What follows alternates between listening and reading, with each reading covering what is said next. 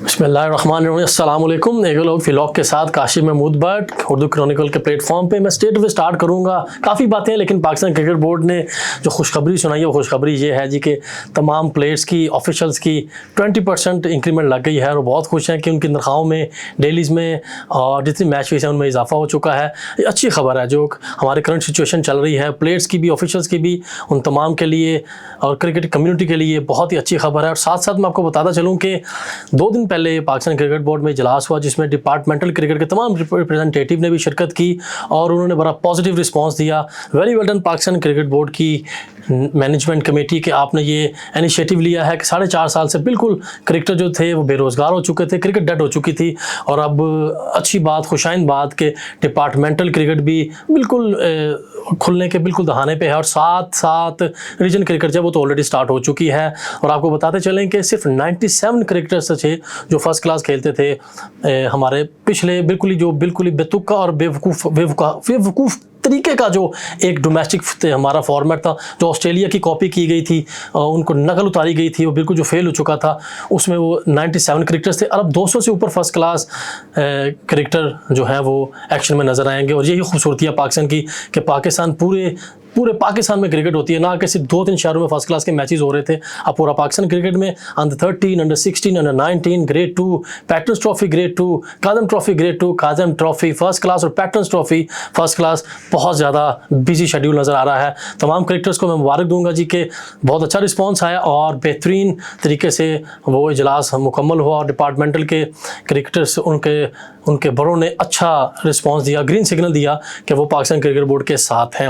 और अब स्टेट वे में जंप करूंगा। Asia cup, main Asia cup, India को मुंह की खानी पड़ी और हमेशा उनको खानी पड़ती है, उनको आदत हो गई है कि एक और खा लें। उन्होंने घुटने टेक दिए पाकिस्तान के हाइब्रिड मॉडल पे, उन्होंने तस्लीम कर लिया। इस तरह 4 मैच लाहौर में खेले जाएंगे गद्दाफी स्टेडियम में। अफगानिस्तान, नेपाल, श्रीलंका, बांग्लादेश 4 टीम जो है फ्लाई करके पाकिस्तान आएंगी, लाहौर में पाकिस्तान के साथ मैचेस खेलेंगी और फिर एक ही चार्टर्ड प्लेन पे तमाम की तमाम 5 टीम जो है वो श्रीलंका ट्रैवल कर जाएंगी बाकी के मैचेस खेलने के लिए और फाइनल भी श्रीलंका में खेला जाएगा। उसका जो शेड्यूल है अभी तक वो फाइनल नहीं हो चुका, वो भी जो 2-3 दिन में फाइनल हो जाएगा और हम आपको इसी व्लॉग में बताएंगे क्या शेड्यूल है और किसका टाकरा किस दोनों है। आप स्ट्रेट अवे मैं आऊँगा एशिया कप वुमेन पे।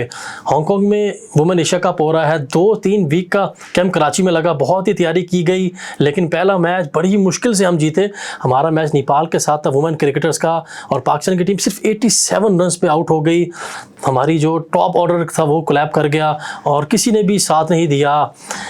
हमारी सदफ शम्स का जो एक एंड पे खड़ी रही, गुल फिरोज़ा ने सिर्फ 11 रन बनाए, नतालिया परवेज़ 0 पे आउट हो गई। लेकिन फिर भी ये कहूँगा कि जीत तो आ गई लेकिन सोचने के काबिल है कि 3 हफ्ते का कैंप आपके साथ बुज़ुर्ग जा चुके हैं कोचिस में, क्योंकि कहूँगा सारे ही बुज़ुर्ग हैं क्योंकि मैं तो कहता रहता हूँ कि मॉडर्न क्रिकेट है, जब तक मॉडर्न क्रिकेट खेला हुआ शख्स आपको कोच नहीं करेगा वो आपको मॉडर्न क्रिकेट नहीं सिखा सकता। तो लिहाजा बुज़ुर्ग हमारे आपके साथ ट्रैवल कर चुके कोचिंग स्टाफ का, उनको भी आंखें खोलने की ज़रूरत है कि पहले ही मैच में आप 87 पे डेर हो गए। दूसरा मैच हमारा हांगकांग से है जिसको इंडियन वुमेन अंडर 23 टीम ने 9 विकेटों से शिकस्त दी है। ये भी आइज ओपनर है कि हमारा इंडिया के साथ 17 को मैच है और क्या हम उसके लिए तैयार हैं, तो लिहाजा बड़ी सोचने की ज़रूरत है। और यहाँ पे मैं बताता चलूँ कि एक मुझे काफ़ी क्यूरीज आ रही थी, फिर मैंने कहा उस पर बात कर दूँ, करनी भी चाहिए कि नासिर हुसैन साबका कप्तान इंग्लैंड के, उन्होंने कहा जी कि Indian player should learn from Babar Azam. तो उन्होंने बिल्कुल ठीक कहा क्योंकि वो एक खुद प्रोफेशनल हैं,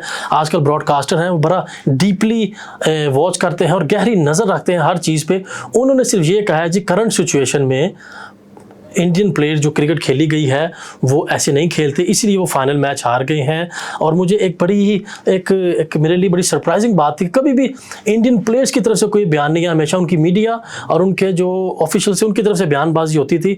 पहली बार हुआ कि इंडियन कप्तान रोहित शर्मा ने कहा कि जी के जून में ही क्यों कराया गया फाइनल, और उनके स्ट्रीम फास्ट बॉलर शमी ने कहा कि जी कि मैं तो इस पिच पे खेलने के लिए तैयार ही नहीं था। लेम एक्सक्यूजेस, बड़ी परेशानी और हैरानकुन बात थी कि Sachin, Ramesh Tendulkar, Sourav Ganguly, Azharuddin top class legendary player, कभी आज तक उन्होंने ऐसा बयान नहीं दिया और उनके नासिर हुसैन के बयान के साथ साथ सचिन तेंदुलकर ने भी बयान अपना उसको स्टेटमेंट देनी पड़ गई कि जी कि मेरे लिए बड़ा, उनके लिए बड़ा सरप्राइजिंग था कि अश्विन को क्यों नहीं खिलाया गया, कि 5 लेफ्ट हैंडेड बैट्समैन थे ऑस्ट्रेलिया के पास, किस किस्म का प्लान बनाया, किस किस्म का टीम वर्क था, क्या टीम सिलेक्शन हुई। रोहित शर्मा ने कोच और सीनियर प्लेयर के साथ मिलकर प्लेइंग 11 बनाई कि ऑस्पिनर कोई नहीं, खाली जडेजा, अजय जडेजा के साथ वो मैदान में उतरे। बड़ा हैरान कुछ सब चीज़ें इंडिया के अगेंस्ट थी, क्योंकि वो समझ रहे थे कि IPL जैसा बैटिंग पैराडाइज होएंगे, 250 पे 250 चेज होएगा और उनके लिए आराम से वो क्या कहते हैं जी, वो बाल निकालने के मक्खन में से ऐसी ऐसी बातें होंगी। लेकिन जनाब दियारे गैर में खेलने के लिए आपको जिगरा चाहिए होता है, और चिकन हार्टेड प्लेयर कहाँ खेल सकते हैं इंग्लैंड में जाकर, उसके लिए आपको टेक्निकली साउंड होना पड़ता है। वापस आऊँगा नासिर हुसैन की बात में, उन्होंने कहा जी कि इंडियन प्लेयर जिस तरह उन्होंने नए बॉल को खेला उनको बाबर से लर्न करना चाहिए। नासिर हुसैन ने इसलिए कहा कि बाबर जो थे स्टार से सुपरस्टार और अब लेजेंड बनने जा रहे हैं। उन्होंने अपनी परफॉर्मेंस में निखार लेके, अपनी शॉट्स में निखार लेके आए हैं। उनको पता है कि उनकी जिम्मेदारी बढ़ गई है, रन्स भी करने हैं, लीड भी करना है और पाकिस्तान का नाम और अपना नाम करना है और एशिया कप और वर्ल्ड कप घर लेके आना है। ये चीज़ें मद्देनजर रखते हुए उन्होंने बाबर आजम और केन विलियमसन का नाम कोट किया। तो मैं यहाँ पे कहूँगा कि उन्होंने एक मैसेज दिया कि आपको लर्न करना है, ना कि लेम एक्सक्यूज़ देने हैं।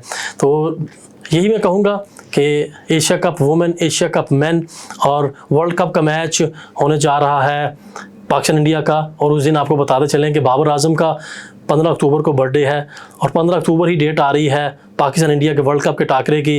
तो मैं उम्मीद करता हूं कि बाबर आजम को, हम पूरी दुनिया में बाबर आजम को गिफ्ट मिलेगा उनके बर्थडे का, पाकिस्तान इंडिया को पहचाड़ेगा। उनके घर में शेड्यूल तमाम कंट्रीज़ को भेज दिया गया जो इंडिया ने बनाया है। अब तमाम कंट्री जो वर्ल्ड कप खेल रही हैं वो अपना अपना फीडबैक देंगी, तो ICC शेड्यूल अनाउंस करेगी और बाबर आजम को बर्थडे विश करेंगे इंशाल्लाह ताला 15 अक्टूबर को। और जहाँ पे बताता चलूँ कि आखिर में कि ICC ने टेस्ट क्रिकेट को आबाद रखने के लिए एक नया काम लेके करने लगे हैं और मैं इसके हक़ में हूँ कि जितनी पूरी दुनिया में लीग्स हो रही वहाँ पे से 4 ओवरसीज़ की परमिशन होएगी, उससे ज़्यादा ओवरसीज़ नहीं आएंगे, ताकि कम प्लेयर T20 में हो और दूसरे तरफ टेस्ट क्रिकेट में प्लेयर्स बिजी हो जाएं। उसका 10% जो है उनके बोर्ड्स को दिया जाएगा। ये अच्छा इनिशिएटिव ICC का, मैं इसके हक़ में हूँ, क्रिकेटर्स भी इसके हक़ में, ताकि ज़्यादा से ज़्यादा लोकल प्लेयर्स को चांस मिले जो इस कंट्री में लीग हो रही है। ओवरसीज सिर्फ चाह रहेंगे। मज़ीद ख़बरें, मज़ीद बेहतरीन क्रिकेट की बातों के साथ अगले व्लॉग में मुलाकात करूँगा। अभी के लिए अल्लाह हाफ़िज़।